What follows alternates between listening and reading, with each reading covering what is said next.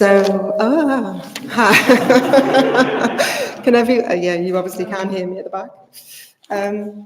Yeah, what a great theme we're in at the moment, the way to the deathless, which, another way of saying that, the direct path of mindfulness. And we've been learning how Buddhist mindfulness tells us about why we're practicing mindfulness, where it will take us. And it reminds us, as Vajratara used to say, that we are one of the Buddha's clan. It reminds us, Buddhist mindfulness reminds us that we are a son or daughter of the Buddha. And, in every moment we can remember that. Oh, hang on. Just want to make sure I know.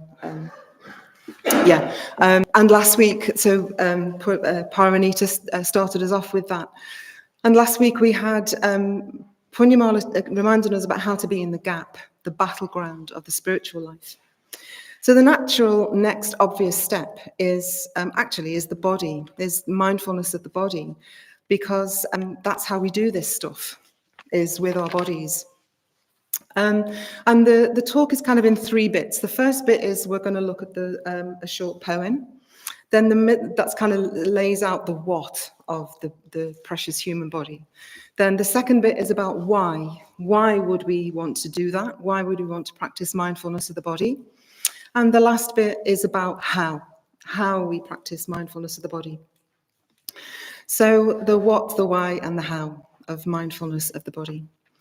So the human body, Tsongkhapa says, at peace with itself, is more precious than the rarest gem. Cherish your body. It is yours this time only. The human form is one with difficulty. It's easy to lose. All worldly things are brief, like lightning in the sky. This life, you must know, as the tiny splash of a raindrop, a thing of beauty that disappears even as it comes into being. Therefore, set your goal. Make use of every day and night to achieve it. So the first line of the poem, first lines, the human body at peace with itself.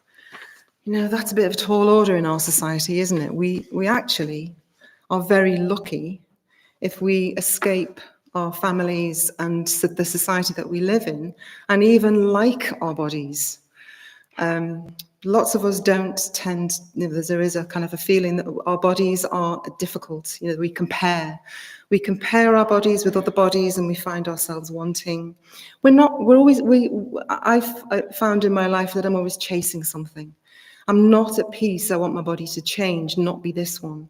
Try and beautify it. We try and make our bodies acceptable. We defy our aging. We defy bodies aging. And of course, there's a massive industry that feeds this chasing, wanting our body to be different, not wanting us actually to be at peace with our bodies, because you can't make money out of that, can you? Us being at peace with our bodies. So we're not at peace, and even we can be jittery in our bodies, and we're not still. We're fidgety and on the lookout for something. On the lookout for something to take us out of this experience, whatever that experience, wanting the next experience. And we learned that a few weeks ago when our homework was just to sit still for 5 minutes. I don't know if you remember that. How hard it is just to sit still for 5 minutes, even a minute.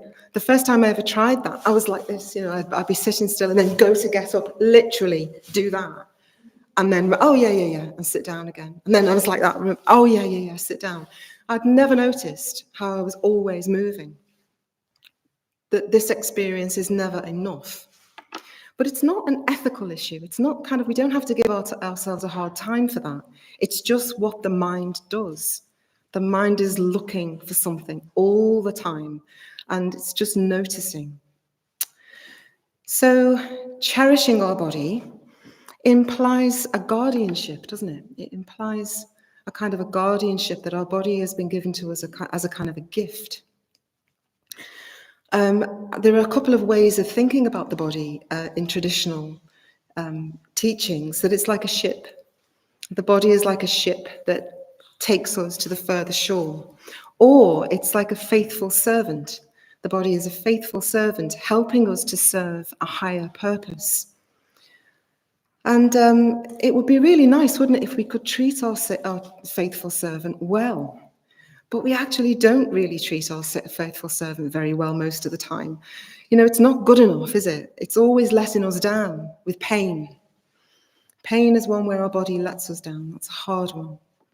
When our body is in pain, or if our body is sick or tired, or it's just not good enough, or it's getting old.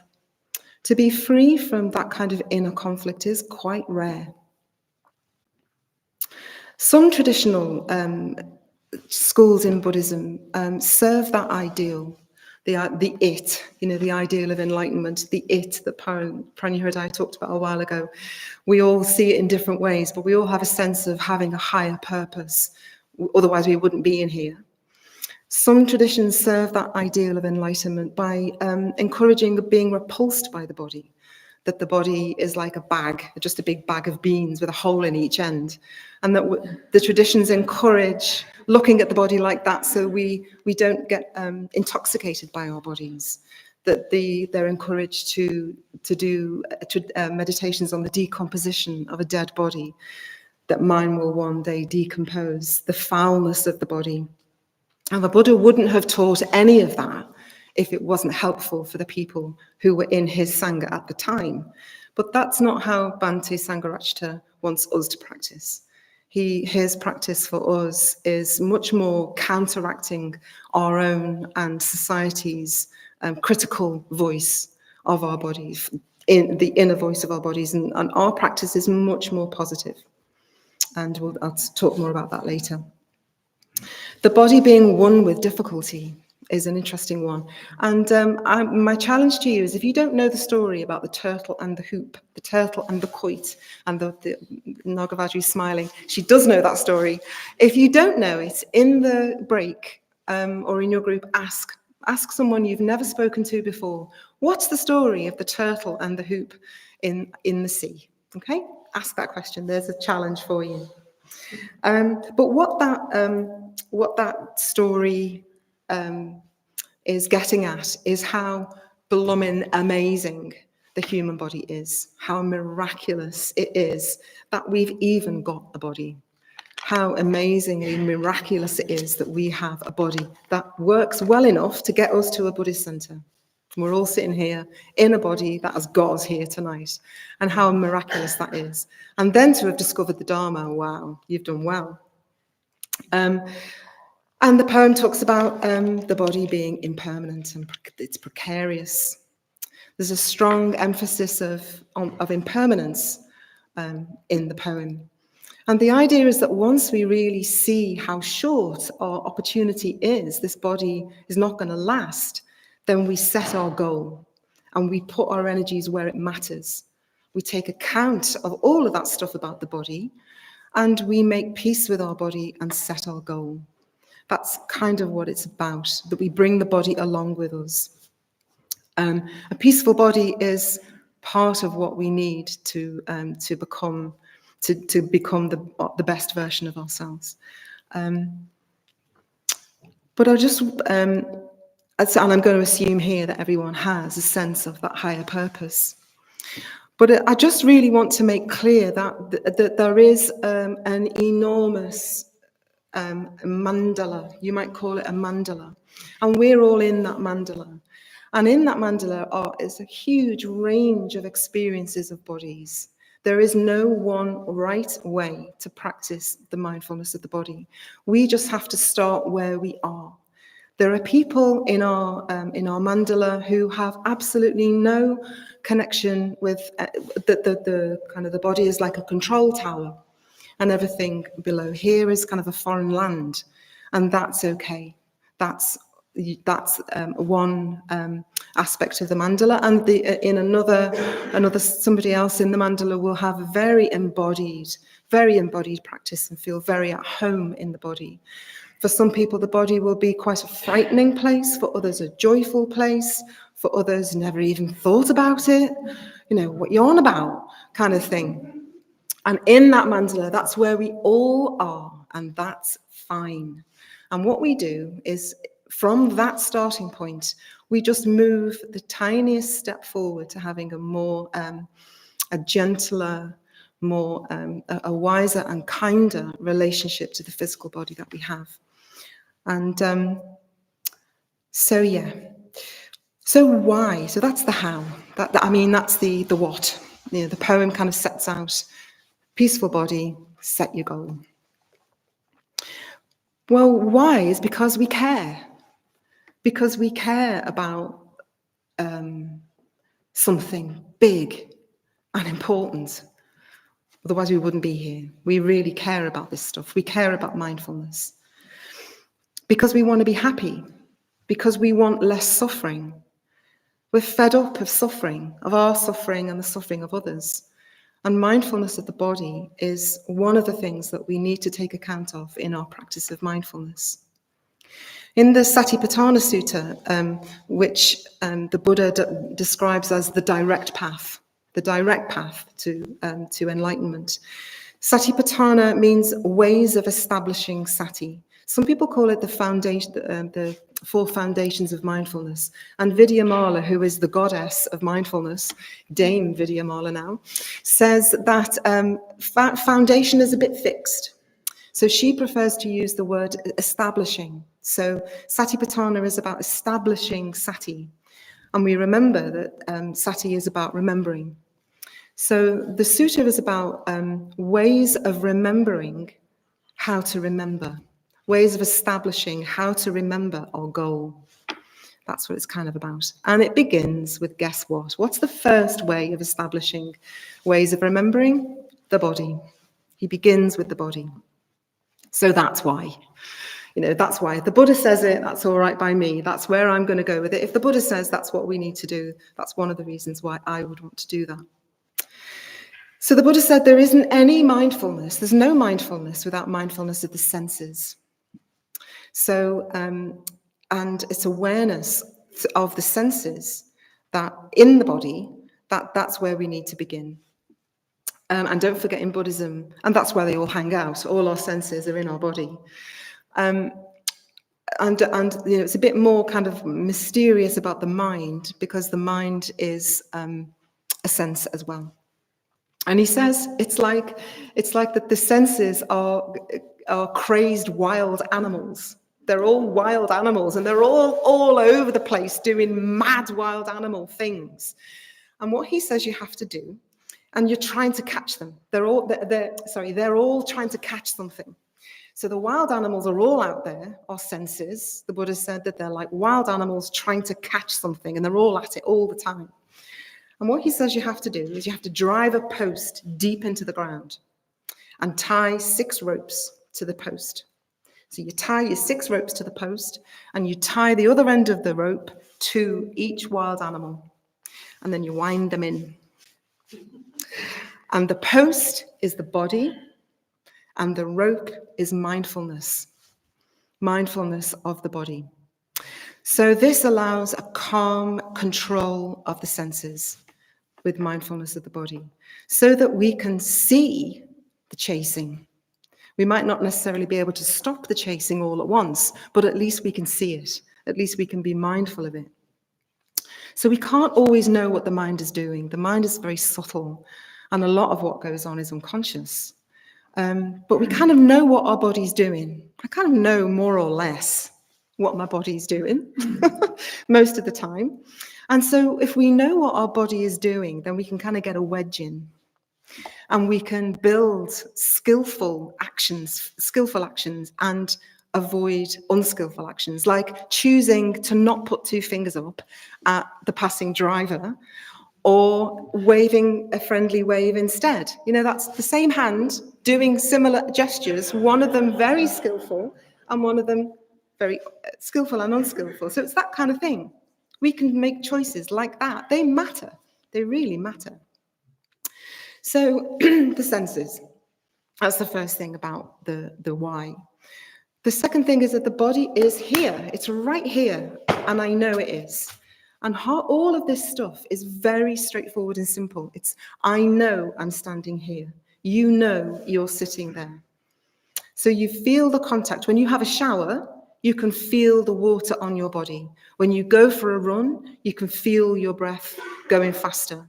So it's very simple, mostly very simple awareness of the body, what the body is doing.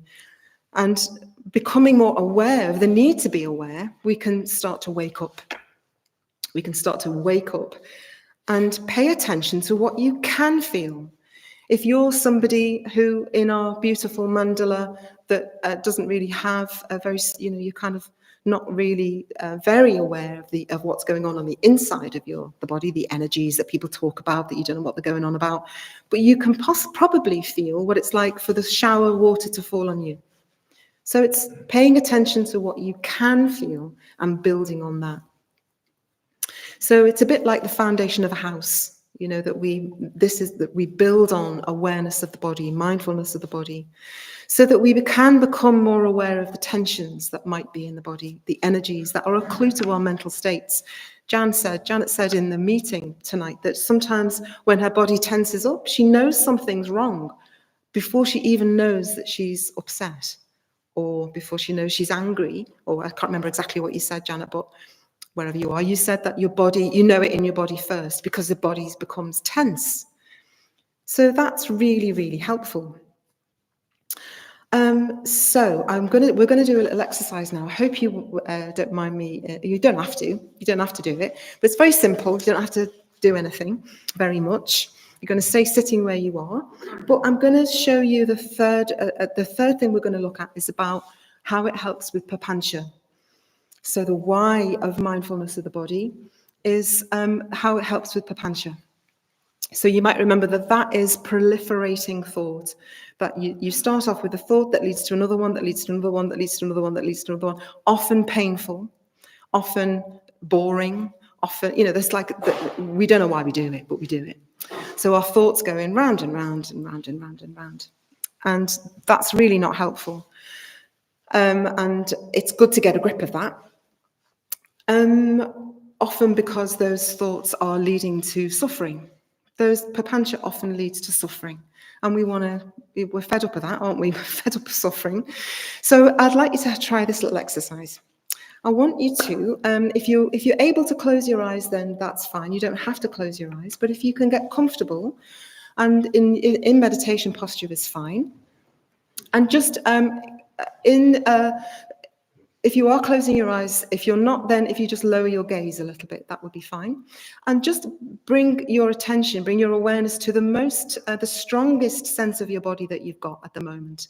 So it's probably your bottom or your back, probably. But the strongest, it could be in your shoulders, it could be the pressure of the chair. So we're not going to spend long on it, but just take your awareness there to the strongest sense of your body that you've got. Just a few seconds there, and feel into that. And what I mean by that is keep your awareness there, noticing and staying with the scope of it. So does it go across? Does it go up? Does it go down? Does it go in? And now I want you to think about what you had for your tea. Think about what you had for your tea. If you had your tea, if you didn't have tea, then what happened when you didn't have tea?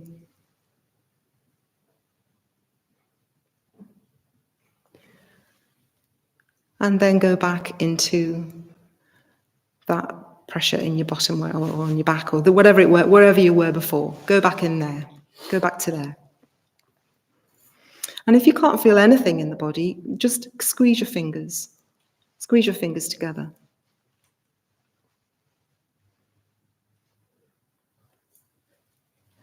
Now, in the next minute, and I'm going to time it, I just invite you to move between the thinking about your tea and the physical sensation that you've got.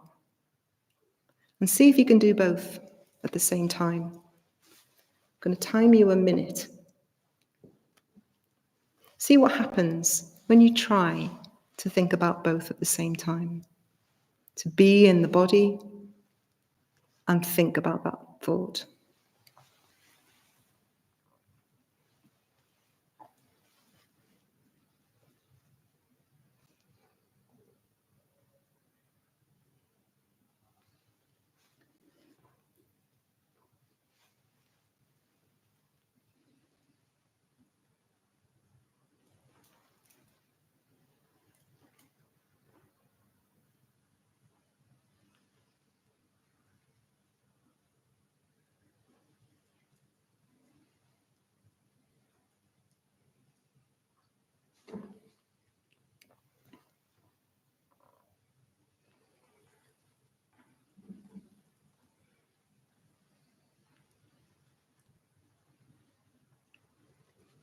Okay, so just wiggling your fingers and toes, taking a deep breath. And just talk to the person next to you. You've got 2 minutes with the person next to you. What happened? There's no right answer, by the way. There is no right answer. Everyone's different. What happened?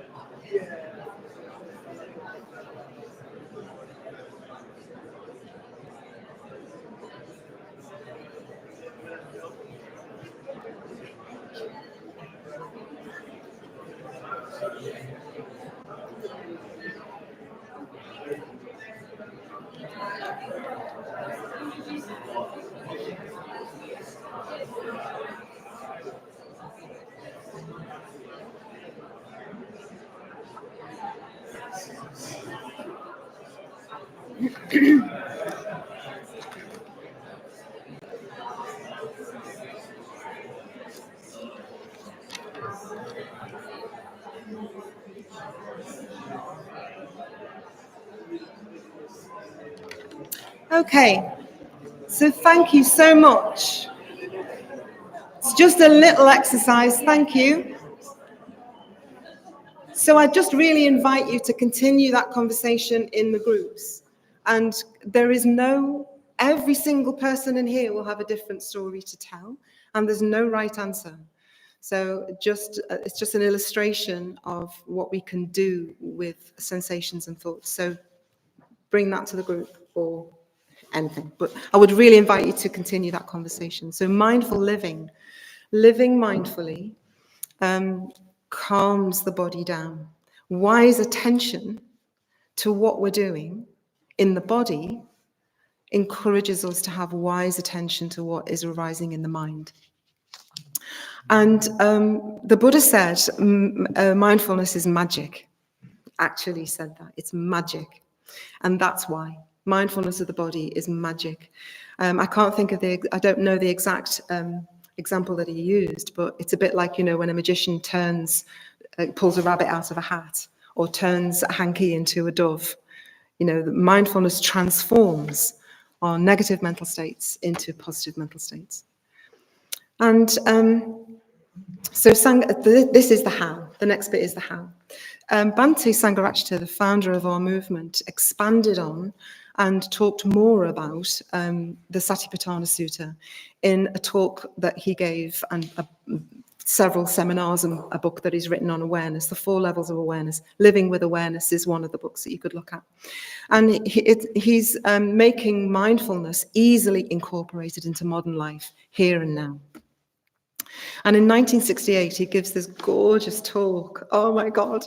Just listen to the talk for the first bit to hear how it's like going back in time.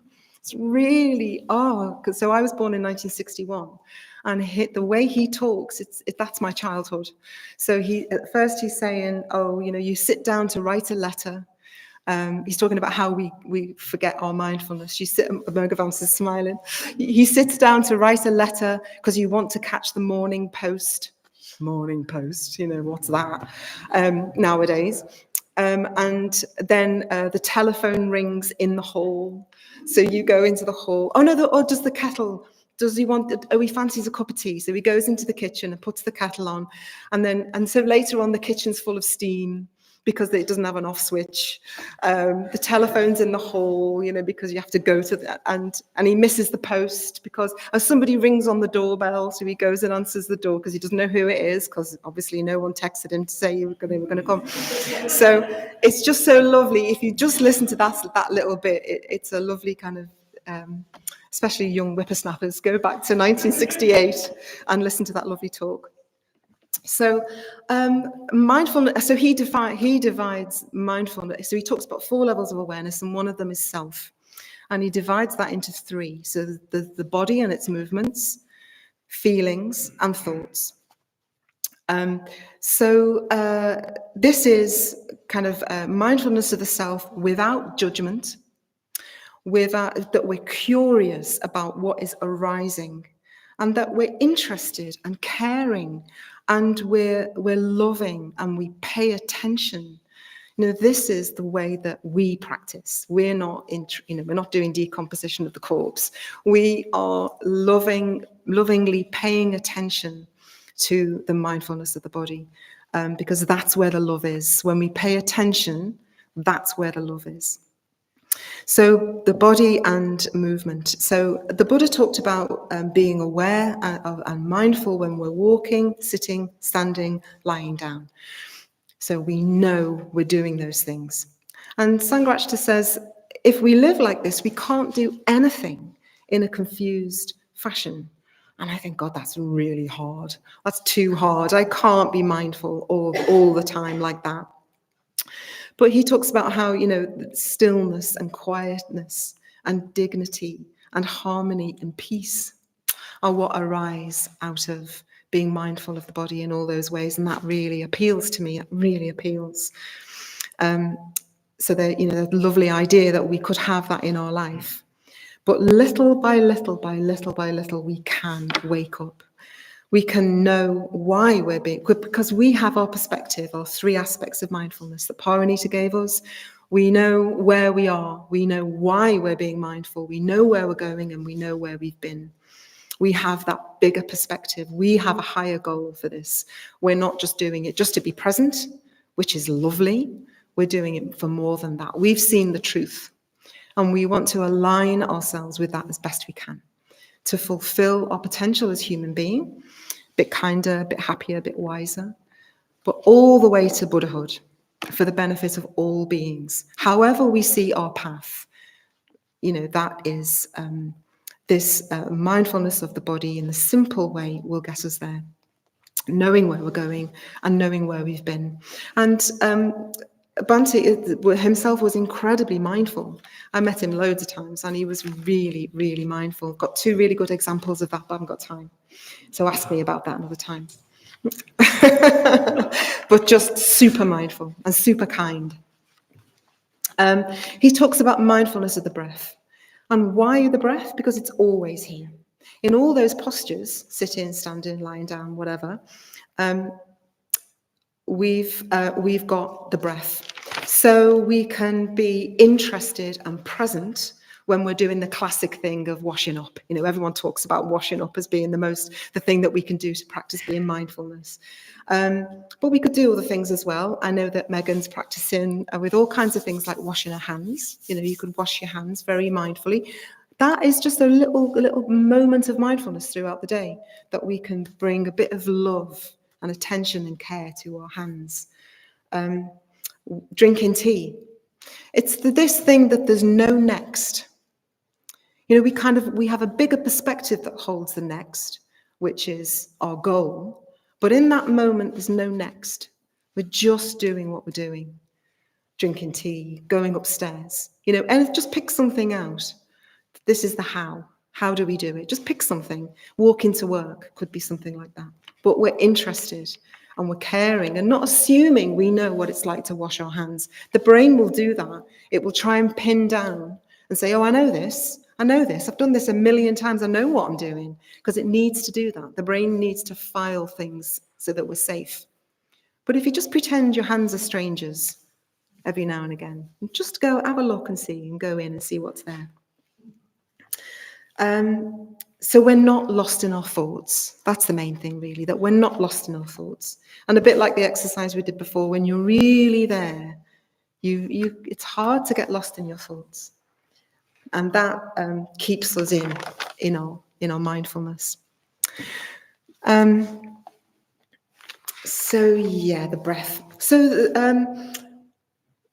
it's interesting, isn't it, that we think about the control tower idea, about we see kind of our mind is kind of behind our eyes and everything's going on in here. But when you think about it, when we salute the 3 jewels, some people kind of go body, speech, and mind. Mind in Buddhism is here. That's something to consider, isn't it? This body, actually this one. When I'm breathing, it's these lungs. I used to have this kind of idea of a body over there somewhere that was breathing and doing all that stuff, but it was kind of an image of a body. It wasn't this one. And that's, you think, oh yeah, it's this one. It's this body here. And when Sanghagita came back from India and started teaching meditation in this country, he started to notice something that was strange. He noticed that people were very good meditators. They could become quite concentrated, but they weren't feeling very much. And again, this is this mandala thing. We're not giving anyone a hard time over this. It is, we are where we are. It wasn't a judgment of them. It was an observation that he wanted to help them with. So they were aware of their experience, but they couldn't actually feel it. And he was, I think, looking back, I think, wow, he was really ahead of his time, because he was talking about how there was shame in their experience, that they didn't want to go in. They were alienated from their bodies because of the shame that there was there, conditioning, that feeling wasn't acceptable, that thoughts were not acceptable, so you just don't feel them. You don't go there. You just stay. You breathe, but you don't go there. And of course, now we will talk in terms of trauma and all the trauma-informed work that we're trying to do now to understand and much more. But Bhante was talking about it in 1968. So, and what he said was that he really encouraged therapeutic help, whatever was needed, that meditation wasn't always enough to work with this. And he called it alienated awareness. And again, no judgment there. It was just an observation, and he wanted to do as much as he could to help. So that's one of the reasons why we alternate the metta bhavana and the mindfulness of breathing. Because to become more aware of our emotions and notice where, and so it highlights that issue and also does a lot to help.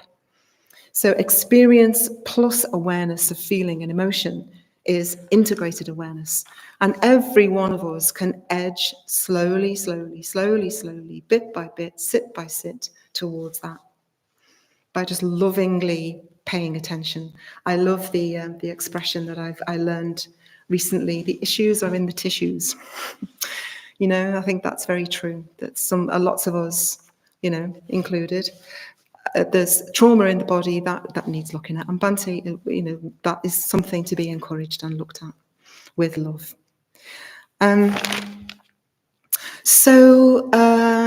Yes, and the metta bhavana, of course, develops love for ourselves. Number one, first in the list, love for ourselves and peace.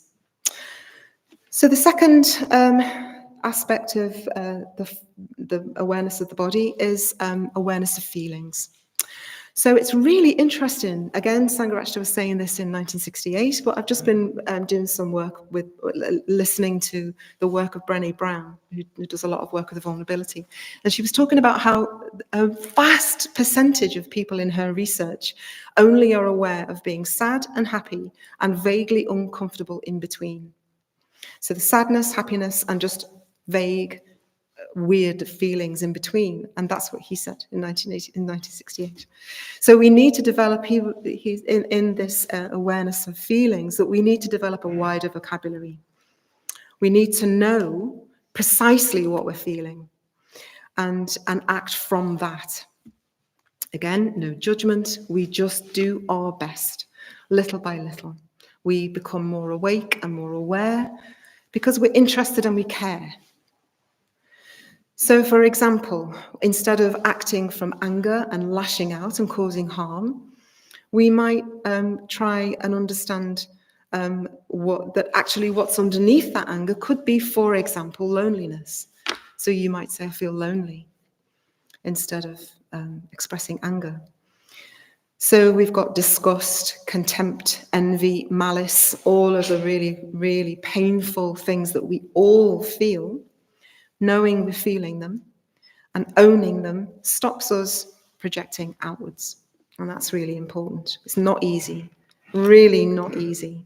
And it can seem impossible sometimes, but it's not impossible. It just takes dedication and practice and caring for yourself, really, to get a handle on all this stuff.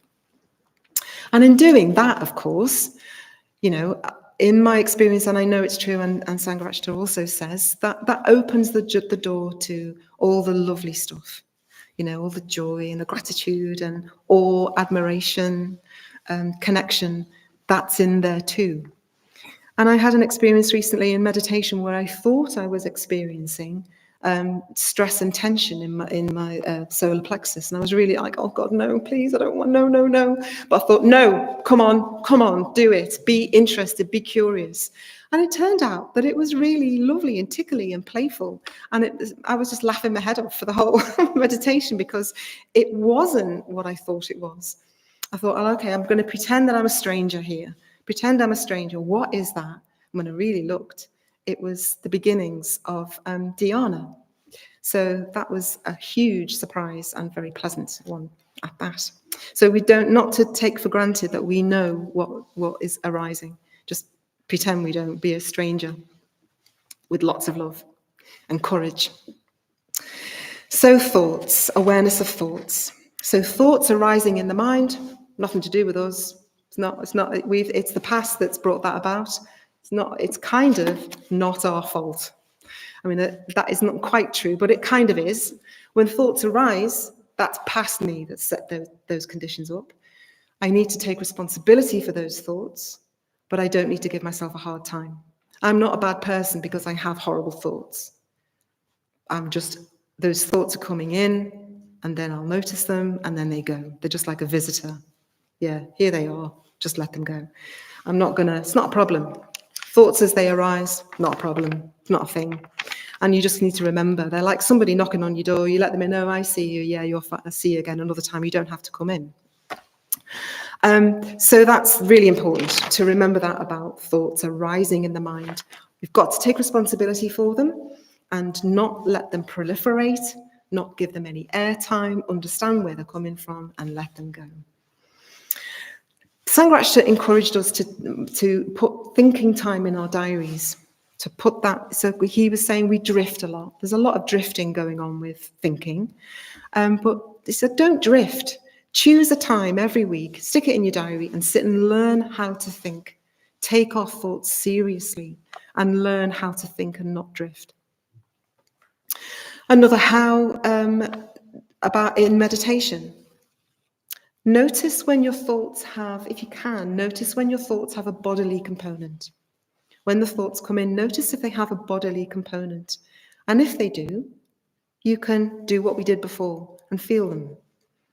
Let the thoughts go, unhook the thoughts. It might not be about what you have for tea, it could be something else.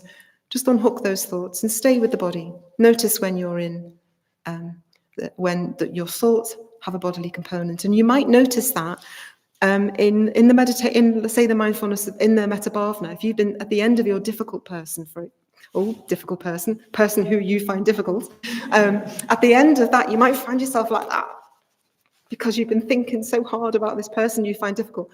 So, or at the end of the second stage, you might find yourself kind of longing to be with this person. So notice at every bell, just check in with your body and relax again.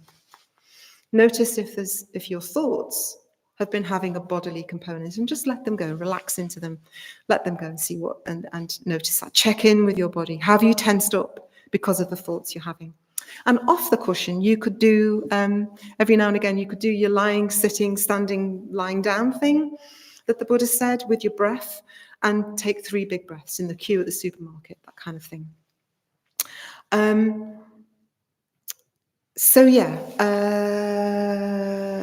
Friends. Having good friends who love you can sometimes tell you there's something wrong with you before you know yourself, because your body is telling them. You kind of come in and you're all grumpy and you don't know you're grumpy. This is another big how, a really big, important how is friends. Come to the center, be in groups, be in teams. That's a really big how.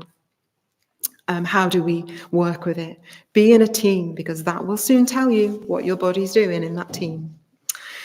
So if we're aware all the time how our body is, our gradual awareness will transform our whole being. Our body at peace with itself will take us all the way. And Sanghagita said that all of these should be practiced all the time, even when you're asleep. In your dreams. Oh, in your dreams, Bante. No, I meant even in your dreams, you should practice mindfulness. And your challenge is to drink your tea mindfully in the break. Sorry, I've gone a bit on long. It was 35 minutes and when I practiced it, but anyway, sorry. So yeah, that's it. Drink your tea.